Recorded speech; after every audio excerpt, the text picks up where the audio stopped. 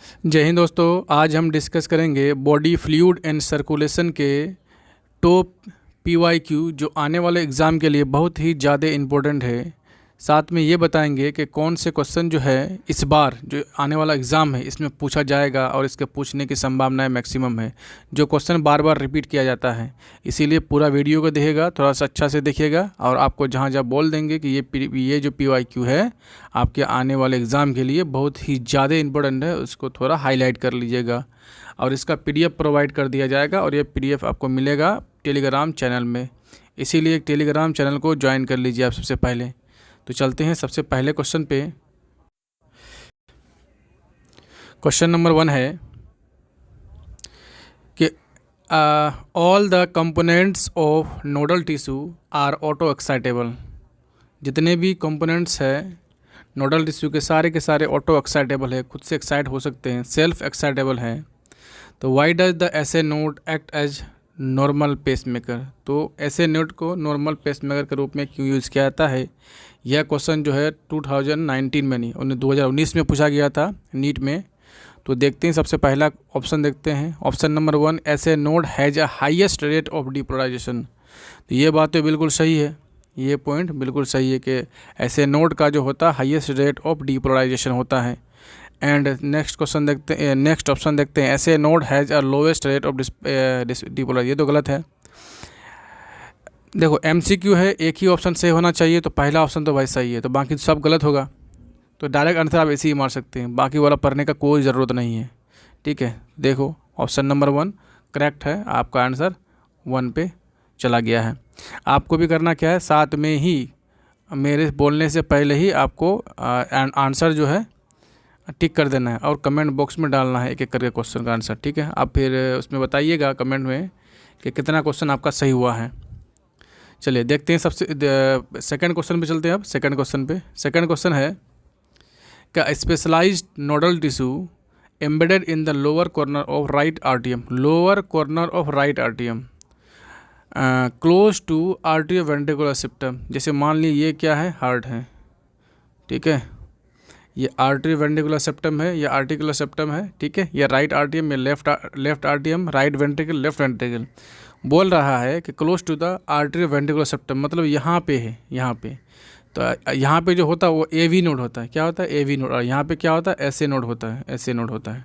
ठीक है, बोला delay the spreading of impulse. यहाँ से जो इम्पल्स जनरेट हुआ है ये SA नोड इम्पल्स को जनरेट किया है और AV नोड जो है इम्पल्स को 1 सेकेंड के लिए रिलैक्स कर देता है, मतलब रोक देता है, फिर इसके बाद इसमें जर्क काउज करता है। तो ये 1 सेकंड के लिए जो रोकता है, ये क्यों रोकता है? ताकि यहाँ पे जर्क पैदा हो और ये डिपोलराइज्ड हो जाए और इसका सारा ब्लड नीचे आ जाए। तो इसी से रिलेटेड आंसर होना चाहिए। देखते हैं, पहला ऑप्शन है the atria to empty completely, बिल्कुल सही बात है ये। सेकेंड देखें, blood to enter the atrium, नहीं, गलत है। And the ventricles to empty completely, नहीं, ये तो आर्टिकल ना होगा। Blood to enter the pulmonary artery, बिल्कुल सही, गलत है ये। तो ऑप्शन 1 सही है, तो आंसर भी आपका ऑप्शन 1 ही होना चाहिए। ठीक है, उड़ीसा के नीट में 2019 में पूछा गया क्वेश्चन था ये। ठीक है, नेक्स्ट क्वेश्चन देखते हैं। समझ रहे हैं आप? 1 2 3 इस चैप्टर से तीसरा क्वेश्चन देख रहे हैं हम, 2019 का ही तीनों क्वेश्चन है, तो कितना इंपॉर्टेंट है। देखिए, इस ग्राफ से भी क्वेश्चन आता है, हर साल आता है, चाहे स्टेटमेंट बना के दे, मैच दे, कॉलम दे, कैसे भी दे, क्वेश्चन तो आना ही आना है यहाँ से। पी वेब जो होता है, पी वेब क्या होता है? तो ऑप्शन देखते हैं। P web repolarisation of atrium का जो रीपोलराइजेशन होता है उसको पी वेब होता है। ये पी वेब है, ठीक है, यह है पी वेब। उसके बाद QRX कम्प्लेक्स क्या होगा? QRX complex depolarisation of ventricle, ये QRX कम्प्लेक्स, ये डीपोलराइजेशन ऑफ वेंट्रिकल्स। ठीक है, ओके। एंड उसके बाद क्या होगा? नहीं, यहाँ पे थोड़ा सा मिस्टेक लग रहा है हमको। क्या लग रहा है मिस्टेक? कि पी वेव जो है डीपोलराइजेशन ऑफ आर्टरियम होना चाहिए, या रीपोलराइजेशन दिया है, तो ये नहीं होगा, 4 होगा। ए का हो जाएगा 4 एंड B का हो जाएगा 1, C का हो जाएगा 2, D का हो जाएगा, C का क्यों 2 होगा यहाँ से भी देख सकते हैं। टी वेव के बारे में बोल रहा है, टी वेव। ये टी वेव है, ठीक है। एंड डी का हो जाएगा, डी क्या है, reduction in size of T wave. T wave का साइज अगर रिडक्शन हो जाता है, मतलब कम हो जाता है, दैट मीन्स क्या हुआ, रीपोलराइजेशन ऑफ आर्टियम होता है। मतलब आंसर बी होना चाहिए सही, 2 नंबर से होना चाहिए, ठीक है। आंसर क्या होना चाहिए, 2 नंबर होना चाहिए। तो आंसर 1 दिया है, बिल्कुल गलत है ये आंसर, इसको ठीक कर लीजिएगा। आंसर 2 होगा इसका, समझ रहे हैं। चलिए नेक्स्ट क्वेश्चन देखते हैं। बोल रहा है कि what would be the heart rate of a person if cardiac output is 5 litre. Cardiac output कितना है, 5 लीटर है। If the ventricle at the end of diastole is 100 ml and at the end of ventricular systole is 50 ml। देखो ये भी 2009 question है। आप इस formula से उसको सॉल्व करेंगे तो आपका डायरेक्ट आंसर आ जाएगा। आंसर हो जाएगा आपका क्या, तो 100 बीट पर मिनट आएगा। कितना आएगा, 100 बीट पर मिनट। आप चाहे तो इसको सॉल्व कर सकते हैं। कार्डियक आउटपुट का फॉर्मूला होता है stroke volume into heart rate. सबसे पहले आपको हार्ट रेट निकालना है यहाँ से, उसके बाद जाके आपको क्या करना है, कार्डियक आउटपुट निकालना है। चलिए ठीक है, आंसर 3 है। नेक्स्ट क्वेश्चन है, मैच द कॉलम। यहाँ पे भी है tricuspid valve, bicuspid valve and semi lunar valve. देखो ट्राइकस्पिड वाल्व जो होता है between the right atrium and right ventricle के बीच में होता है। ऐसा ये हार्ट है, इसका 4 चैम्बर है, ये राइट आर्टरियम है और ये राइट वेंट्रिकल है। यहाँ पे ट्राइकस्पिड वाल्व होता है, यहाँ पे ट्राइकस्पिड वाल्व होता है, यहाँ पे बाइकस्पिड वाल्व होता है। तो बाइकस्पिड वाल्व कहाँ पे होगा, तो between left atrium and left ventricle के बीच में। तो 1 का हो गया 3, 2 का हो गया 1, 1 का 3, 2 का 1, तो बाकी सी सही हो जाएगा। तो आंसर हो जाएगा आपका 1, ठीक है। नेक्स्ट क्वेश्चन देखो, क्वेश्चन है the hepatic portal vein drain the blood to liver from. यानी कि हेपाटिक पोर्टल वेन जो है कहाँ पे होता है, ये इंटेस्टाइन से लेके लीवर के बीच में होता है कनेक्शन इसका हेपाटिक पोर्टल वेन का। ये हेपाटिक पोर्टल वेन, ये है इंटेस्टाइन, ये है लीवर, इसके बीच में जो वेन रहता है उसको हेपाटिक पोर्टल वेन बोलते हैं। वो हो गया इंटेस्टाइन में हो जाएगा, ठीक है। इसके बाद है क्वेश्चन नंबर, हाँ इसका आंसर क्या हो गया, 4 हो गया। उसके बाद है क्वेश्चन नंबर 7 को देखो। 7 क्वेश्चन नंबर है कि एडल्ट ह्यूमन RBC आर इनिकुलेटेड। यानी कि एडल्ट ह्यूमन जो होता है उसका RBC बिना न्यूक्लियस का होता है, उसमें न्यूक्लियस नहीं होता है।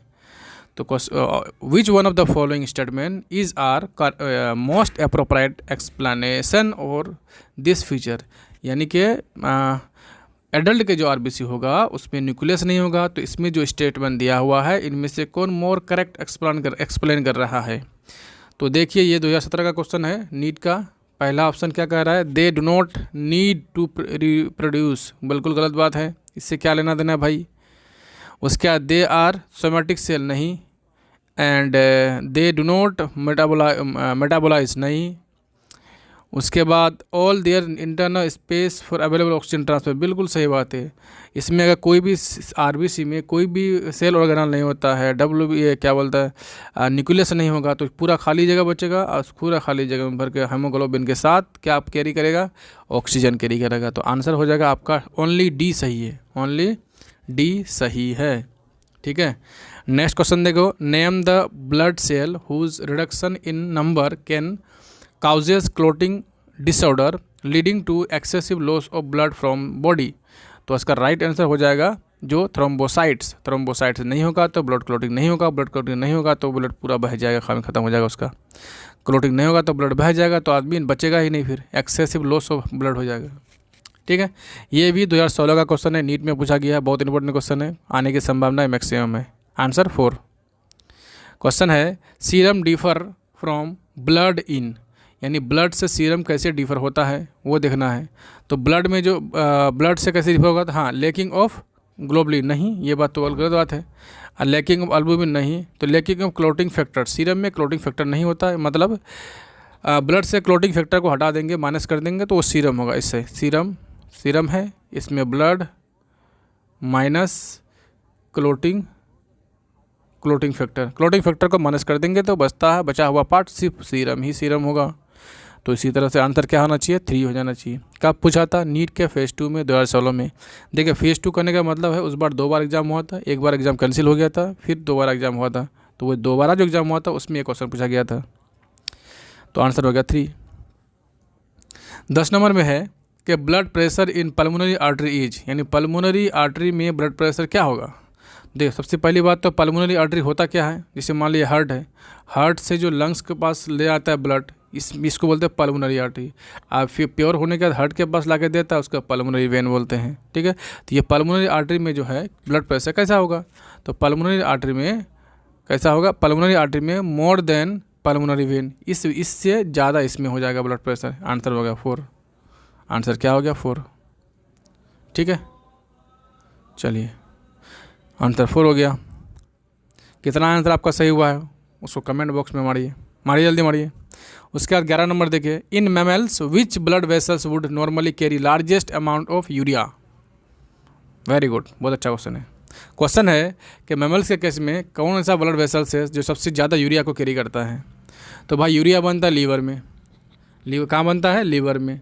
जब यूरिया लीवर में बनता है तो हेपाटिक वेन ही काम करेगा, क्योंकि हेपाटिक मतलब लीवर होता है, तो हेपाटिक वेन में ज़्यादा यूरिया कैरी करेगा वो। आंसर क्या हो जाएगा, हेपाटिक वेन, ठीक। आंसर 4 हो गया। अगला क्वेश्चन चलते हैं। क्वेश्चन कह रहा है कि it is much easier for a small animal to run up hill than the large animal because, यानी कि ऊपर जाने के लिए स्मॉल एनिमल ज़्यादा आराम से आता है बड़े एनिमल के रिस्पेक्ट में। कैसे, क्यों, क्या होता है, आखिर होता क्या है, देखते हैं। बोला efficiency of muscles in large animals is less than small animal. गलत बात है ये। It is easier to carry the small body weight, नहीं, गलत बात है। Smaller animal have the higher metabolic rate, हाँ, स्मॉलर एनिमल के पास हायर मेटाबॉलिक रेट आता है, जिसके कारण उसको ईजियर होता है अप हिल जाने, रन करने में। तो इस आंसर क्या होगा, जिसका मेटाबॉलिक रेट जितना ज़्यादा होगा उतना ज़्यादा वो रन कर सकता है, इतना ज़्यादा ऊपर जा सकता है। तो आंसर हो गया 3 आपका, ठीक है, 3 हो गया। नेक्स्ट क्वेश्चन 2015 का क्वेश्चन है AIPMT का। AIPMT हुआ करता था पहले, मतलब नीट के जगह पे। क्वेश्चन है कि विच one of the following is correct, इनमें से कौन सही है। देखो ब्लड में क्या होता है, ब्लड प्लाज्मा होता है और फॉर्म्ड एलिमेंट होता है। ये सारे क्या है, फॉर्म्ड एलिमेंट है, ये सारे क्या है, फॉर्म्ड एलिमेंट है, ठीक है, एलिमेंट है। तो blood plasma plus formed element ये होता है 55% होता है, ये होता है 45% होता है। तो आंसर क्या होना चाहिए, 1 नंबर, यानी 1 नंबर से होगा 13 का। आंसर 13 का सही है। नेक्स्ट क्वेश्चन है कि blood pressure in the mammals aorta is maximum during, कब ज़्यादा प्रेशर होगा, कब होगा, सोचने वाली बात है। जब वेंट्रिकल सिस्टोल करेगा, तो वेंट्रिकल सिस्टोल करेगा तो हार्ट खाली होगा, तो हार्ट का ब्लड किस में जाएगा, एओर्टा में जाएगा। तो कब जाता है, जब वेंट्रिकल सिस्टोल करता है, यानी सिकुड़ता है, तो उसी टाइम वेंट्रिकल में ज़्यादा होगा, यानी कि लेफ्ट वेंट्रिकल में ज़्यादा प्रेशर होगा। और एक तो वो छोटा भी होता है वॉल्यूम में, तो वॉल्यूम में कम है और उसका मसल ज़्यादा होता है, तो उसको उसमें प्रेशर भी ज़्यादा होगा। देखते हैं, डायस्टोल ऑफ लेफ्ट आर्टियम, गलत बात है।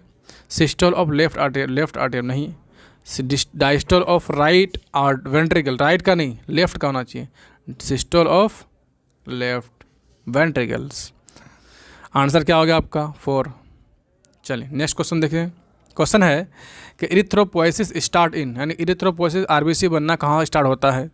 तो RBC बनना जो स्टार्ट होता है आपके लीवर में होता है। आंसर क्या होगा, लीवर हो गया।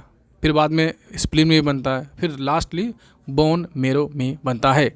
अगर एम्ब्रियो देता तो एम्ब्रियो आंसर मारते, सबसे पहले एम्ब्रियो में, फिर लीवर में, फिर स्प्लीन में, फिर रेड बोन मेरो में, ठीक है, कहानी हो गया इसका खत्म। नेक्स्ट क्वेश्चन देखो। Next question, how do parasympathetic neural signal affect the working of the heart rate, यानी affect the working of heart को कैसे अफेक्ट करता है पैरासिम्पैथेटिक न्यूरल सिग्नल। तो इसका राइट आंसर होगा कि reduce the both heart rate and cardiac output, ये दोनों को कम कर दो, अपने आप क्या हो जाएगा, उसका इफेक्ट कम पड़ जाएगा। आंसर सही है, 1 नंबर। चलिए नेक्स्ट क्वेश्चन है 17 number. Person with blood group AB is consider as a universal recipient because he has, यानी कि AB ब्लड ग्रुप वाले जो होते हैं वो यूनिवर्सल रेसिपिएंट होते हैं, मतलब वो किसी से भी ब्लड ले सकते हैं। क्यों ले सकते हैं भाई, क्यों ले सकते हैं, क्योंकि उसका कोई एंटीबॉडी होता ही नहीं। जो एंटीबॉडी होगा नहीं तो एंटीबॉडी एंटीजन रिएक्शन होगा नहीं, तो उसका RBC मरेगा नहीं तो आराम से ब्लड ले सकता है। इसीलिए उसको बोलते हैं AB ब्लड ग्रुप वाले जो होते हैं यूनिवर्सल रेसिपिएंट होते हैं। यही आंसर है कि both A and B antigen on RBC but antibodies on RBC absent रहता है, नो एंटीबॉडी होता है। मतलब क्या हुआ कि एंटीजन तो रहेगा लेकिन एंटीबॉडी नहीं रहेगा। एंटीबॉडी है नहीं तो एंटीजन एंटीबॉडी रिएक्शन होगा ही नहीं। जब होगा ही नहीं तो वो आराम से ब्लड ले सकता है। आंसर हो गया क्या? 1 नंबर। Very good. चलिए नेक्स्ट क्वेश्चन चलते हैं।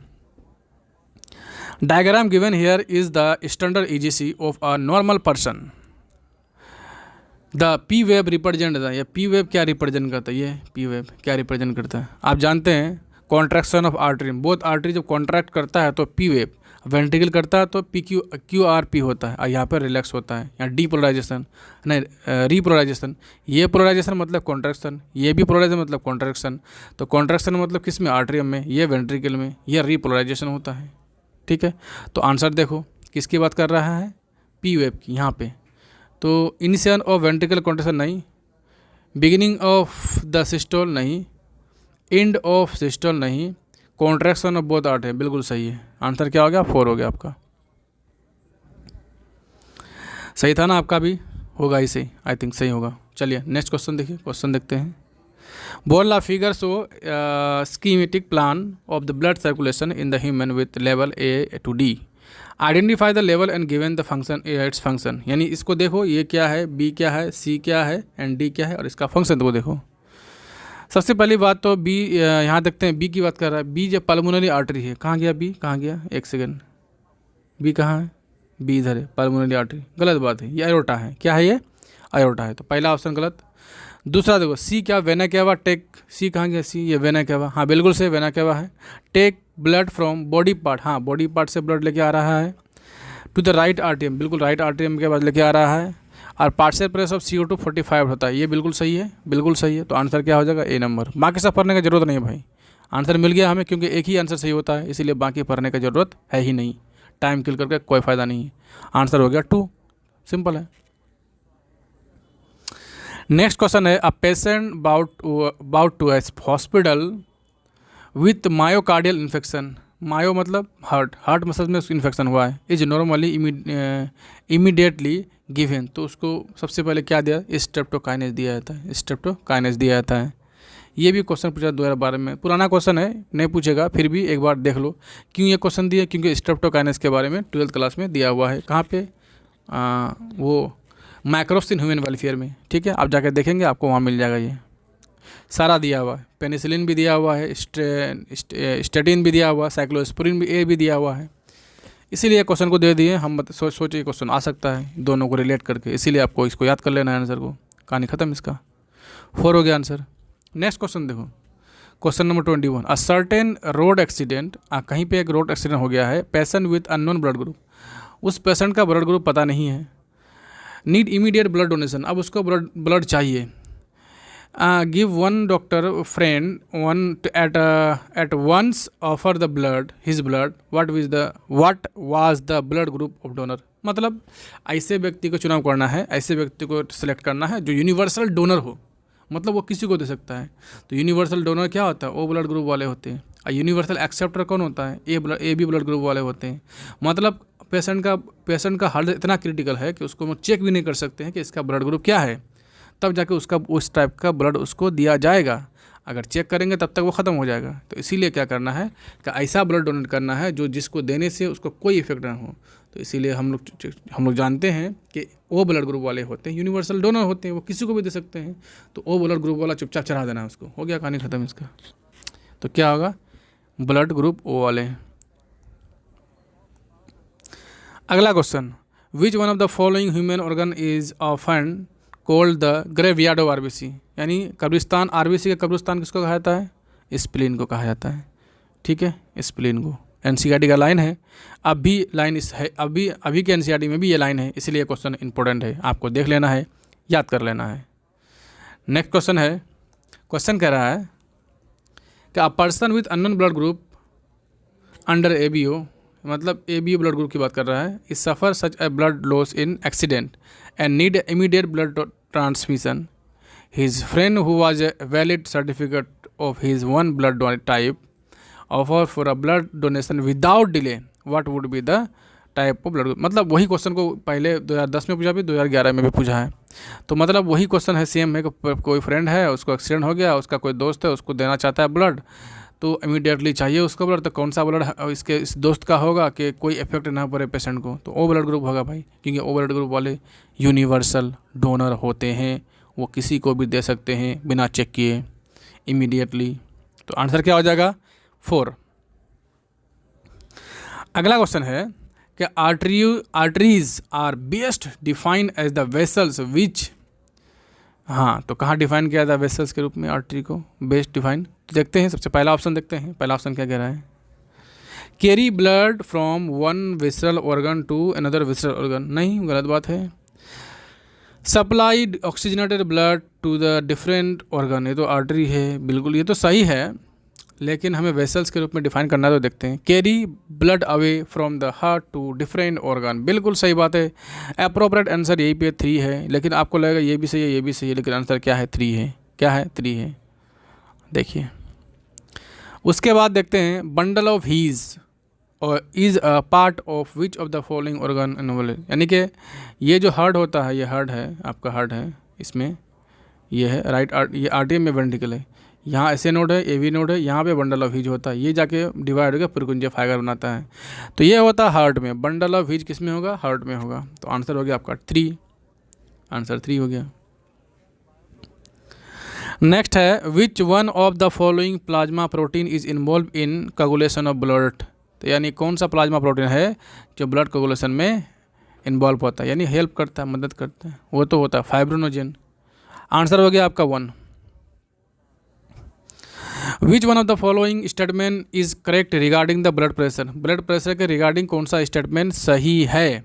बोला 190/110 mmHg में harm vital organ like brain and kidney, बिल्कुल वाइटल ऑर्गन को हार्म करेगा। क्यों? क्योंकि ये हाइपर टेंशन वाला काम है। हाई ब्लड प्रेशर हो जाने से ब्रेन और किडनी डैमेज हो जाता है, ठीक है, जबकि 120/80 होना चाहिए था, ये तो बहुत ज़्यादा है उससे। इसका मतलब क्या हुआ? ये हाइपर टेंशन की बात कर रहा है। हाइपर टेंशन जो है ब्लड और ब्रेन और किडनी को डैमेज करता है, सबसे पहला काम उसी का वही है। तो आपका राइट आंसर 1 हो जाना चाहिए। तो आंसर क्या है? 1 है। नेक्स्ट ऑप्शन देखो, नेक्स्ट क्वेश्चन देखो। क्वेश्चन कह रहा है कि given below is the ECG electrocardiograph of a normal human, which one of its component is correctly interpreted below, मतलब कौन सा स्टेटमेंट सही है? सबसे पहला देखो peak P and peak R की बात कर रहा है। सिस्टोल एंड डायस्टोलिक प्रेशर, बिल्कुल गलत बात है। Pick P initiate the left आर्टियम कॉन्ट्रैक्शन ओनली, नहीं दोनों करता है, ये भी गलत है। कॉम्प्लेक्स QRX 1 कंप्लीट पल्स, बिल्कुल सही बात है। पल्स देखना है, जितना QRX होगा, ये QRX 1 है, इस तरह से अगर यहाँ 2 होता 3 होता तो एक जितना QRX को गिनेंगे उतना पल्स रेट होगा, ठीक है। आंसर क्या हो जाएगा आपका? आंसर हो जाएगा 3। नेक्स्ट क्वेश्चन पे चलते हैं। क्वेश्चन है if due to some injury the cardiac tendon of the tricuspid valve of a human heart is partially non-functional, what will be the immediate effect? क्या हो जाएगा immediate effect? ब्लड फ्लो क्या हो जाएगा? Blood flow into the pulmonary artery will be reduce, बिल्कुल सही बात है। देखो ये होता है हार्ट, यहाँ पे होता है, यहाँ पे क्या, यहाँ पे ट्राइकास्पिड बोलता है, वल्व से जुड़ा हुआ मसल होता है, इसको कार्डियक टेंडाइन बोलती है। यह अगर मसल टूट जाए, फट जाए, टूट जाए, इंजर हो जाए किसी तरह भी, तो क्या हो जाएगा? Blood flow, the blood flow क्या लिखे, flow of blood into the pulmonary artery will reduce. यहाँ पे जो पल्मोनरी आर्टरी, क्योंकि यहाँ पे बैक फ्लो ब्लड का, ये तो देखो वल्व खुल जाएगा, कार्डियक टेंडाइन नहीं होगा, तो जैसे ये कॉन्ट्रैक्ट करेगा ब्लड का बैक फ्लो हो जाएगा। जब बैक फ्लो ब्लड का हो जाएगा तो क्या पल्मोनरी आर्टरी में पूरी तरह से ब्लड जा पाएगा? नहीं जा पाएगा, तो ब्लड फ्लो रुक जा, कम हो जाएगा। इसमें कितना आसान था ये, थोड़ा सा दिमाग लगाना है। 2010 का क्वेश्चन है, ये सब क्वेश्चन आने की संभावना है मैक्सिमम, इसीलिए इस क्वेश्चन को आराम से देख लीजिएगा आप लोग। 30 क्वेश्चन देखते हैं। 30 नंबर क्वेश्चन पे, given below 4 statement A to D regarding human blood cap circulatory system, तो ह्यूमन ब्लड सर्कुलेटरी सिस्टम के रिगार्डिंग में कौन कौन सा स्टेटमेंट सही है वो देखना है। सबसे पहला है arteries are thick walled and have narrow lumen of as compare to vein, बिल्कुल सही बात है। अगर थिक होगा तभी तो उसमें प्रेशर झेल पाएगा। क्या होता है कि आर्टरी में ज़्यादा प्रेशर होता है एज कम्पेयर टू वेन, तो वेन से ज़्यादा थिक होना चाहिए आर्टरी, बिल्कुल सही बात है, होता भी है, हम भी जानते हैं। बोला angina is acute chest pain when blood circulation of the brain is reduced, बिल्कुल गलत बात है, ऑक्सीजन की कमी होने से ये होता है। मतलब person with blood group A B can donate blood group of any person with any blood group, नहीं, गलत बात है। ये ले सकता है, सबको दे नहीं सकता है। Calcium ion play very important role in blood clotting, बिल्कुल सही बात है, ये बिल्कुल सही बात है कि कैल्शियम आयन प्ले करता है very important role in blood clotting में। ये वाला पॉइंट हमेशा याद रखना है, हो सकता है आने वाले एग्जाम में पूछा जाए। चलिए, तो आंसर 1 एंड डी सही है, मतलब ए और डी सही है, इसका मतलब आंसर एक सही है। ठीक है, नेक्स्ट देखो, नेक्स्ट द हेमोग्लोबिन कंटेन पर 100 ml ऑफ ब्लड, यानी 100 ml ब्लड में, नॉर्मल हेल्दी ह्यूमन बींग में 100 ml ब्लड में कितना ये होगा हेमोग्लोबिन होगा, तो आपको पता ही होगा 12 से 16 ग्राम होता है। कितना होता है? 12 से 16 ग्राम होता है। आंसर क्या होगा? 4। नेक्स्ट देखते हैं, the most popularly known blood group is the ABO blood group. It is named ABO, not ABC, because O it is refers to having, मतलब क्या हुआ, A अगर ब्लड ग्रुप है उसका एंटीजन A है, B है तो B एंटीजन है। अगर दोनों एंटीजन है, A एंटीजन और B एंटीजन दोनों है, तो उसका ब्लड ग्रुप AB होगा। अगर दोनों में से कोई एंटीजन नहीं है तो उसका ब्लड ग्रुप 0 होगा, मतलब O होगा। इसी आधार पर रखा था। तो आंसर देख लीजिए, आंसर क्या होगा? आंसर है पहला ऑप्शन देखो, over dominance of this type of gene for A and B type, बिल्कुल गलत बात है ये। अगला ऑप्शन है 1 antibody only either A and B, A anti A and anti B on RBC, गलत बात है। बोला no antigen on A and B, हाँ दोनों में से कोई एंटीजन नहीं होगा तो वो क्या होगा? O ब्लड ग्रुप होगा। A एंटीजन होगा तो A blood group, B antigen हुआ सिर्फ तो B ब्लड ग्रुप, दोनों हुआ तो AB ब्लड ग्रुप, दोनों में से कोई नहीं हुआ तो O ब्लड ग्रुप, यही तो है। आंसर हो गया 3 आपका। नेक्स्ट क्वेश्चन है कि compare to blood our lymph है, यानी ब्लड के कंपेरिजन में लिम्फ में क्या होता है। तो देखिए, प्लाज्मा विदाउट प्रोटीन, नहीं, बात गलत बात है ये, उसमें प्रोटीन होता है। मोर WBC एंड नो RBC, मतलब क्या हुआ कि सबसे ज़्यादा प्लाज्मा में है, यानी कि लिम्फ में ब्लड से भी ज़्यादा लिम्फ में क्या होगा? WBC होगा। तो RBC के कंपेयर में WBC ज़्यादा होगा वहाँ पे, बिल्कुल सही बात है। आंसर 2 है। नेक्स्ट देखो, देयर इज नो DNA इन, यानी इनमें से किसमें DNA नहीं होता है। तो भाई साहब, जिसमें न्यूक्लियस नहीं होगा उसमें DNA नहीं होगा, तो न्यूक्लियस RBC में नहीं होता तो DNA भी नहीं होगा, सिंपल बात है। आंसर 1 हो गया। नेक्स्ट देखो, in standard EGC which one of the following alphabet is correct representation of the respective activity of human heart. कौन सा करेक्ट एक्सपेक्टेशन है वो, मतलब एक्सप्लेनेशन दिया हुआ उसका, कौन सा सही कर रहा है। एस मतलब क्या हो गया? स्टार्ट द सिस्टोल, गलत बात है भाई साहब, ये तो गलत है, सिस्टोल स्टार्ट नहीं होता। टी मतलब एंड ऑफ डायस्टोल, ये भी गलत है। पी मतलब डीपोलराइजेशन ऑफ आर्टिया, बिल्कुल सही बात है। पी मतलब ये वाला जो है पी, उसके बाद क्या है ये QRX है, ठीक है। तो ये पी मतलब क्या होता है? डीपोलराइजेशन ऑफ आर्टरी, मैंने बोथ आर्टरी की बात कर, सिर्फ एक नहीं, दोनों, ठीक है।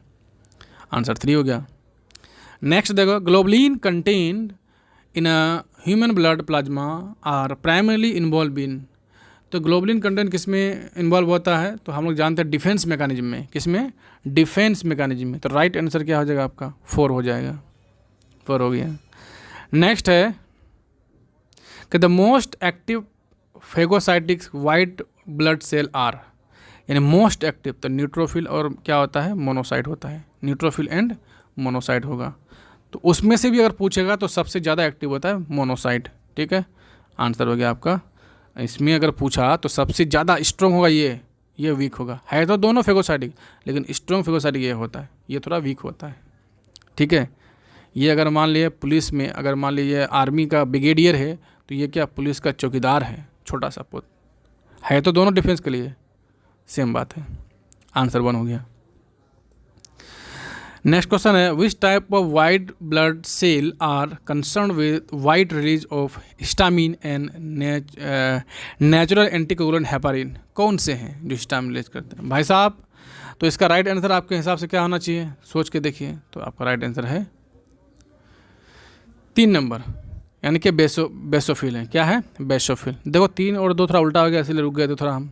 ये वाला ऊपर आना चाहिए था, ये वाला नीचे आना चाहिए था। नंबरिंग में थोड़ा गड़बड़ है, लेकिन कोई बात नहीं। आंसर में जो 3 दिया हो यही आंसर हो जाएगा, बेसोफिल, ठीक है। Next question, the haemoglobin of human foetus is, यानी ह्यूमन फ्यूटस का हेमोग्लोबिन की बात कर रहा है, बोला has a higher affinity for oxygen than the adult, है ना। हाँ सही बात है, यानी फ्यूटस बच्चे का हेमोग्लोबिन जो होता है वो ऑक्सीजन का एफिनिटी ज़्यादा होता है एडल्ट के कंपेयर में। तो आंसर हो गया 1 हो गया।